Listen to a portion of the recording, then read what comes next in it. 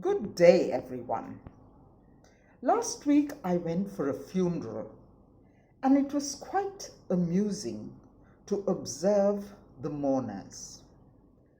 It was almost as though they were there for a social gathering, catching up with old friends, sipping the coffee, eating the snacks that were provided by the family, and those eulogies. And I say amusing because when the person was alive, I don't think there was much socializing with that particular individual.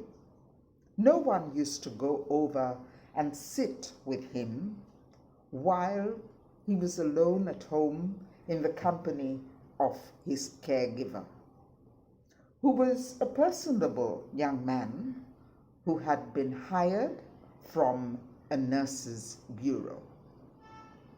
Occasional visits by the family members, and they were very happily assuaged that the gentleman in question was looked after. But is that enough? And I am reminded of the quotation from Anne Frank, the Diary of Anne Frank, when she said, "Dead people get more flowers and attention than those living, because regret is definitely more important than gratitude." And so I have to call my video, "Be wise, don't eulogize." The person may live an absolutely lonely life in that last quarter that they have lived. And yet when they die, bam, everyone comes out of the woodwork, the funeral is well attended, and then everybody goes back happy that they have done their job. I honestly feel funerals today are only optics and an opportunity to meet relatives and friends who you haven't met for ages. And yet the eulogies will talk about the person who has just passed away. "He was such a helpful man." I ask you, when was the last time you helped him? "She was such a warm, giving person." When was the last time you gave anything to her?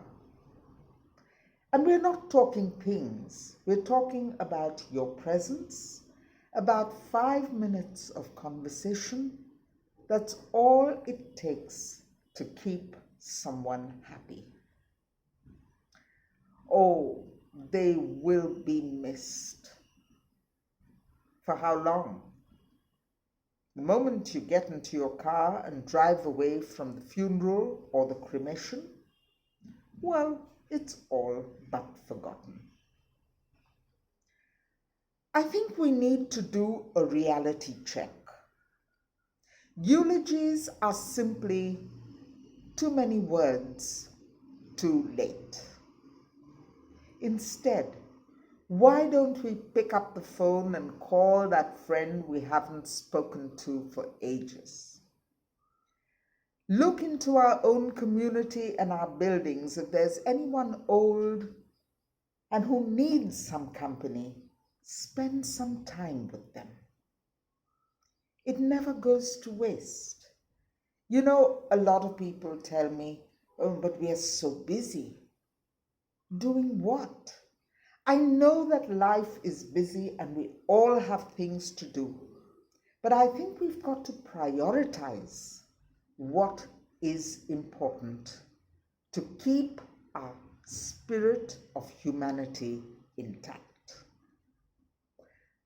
So let's go out there and let's not extol the virtues of the dead. Let's make life for them and for us more fulfilling now.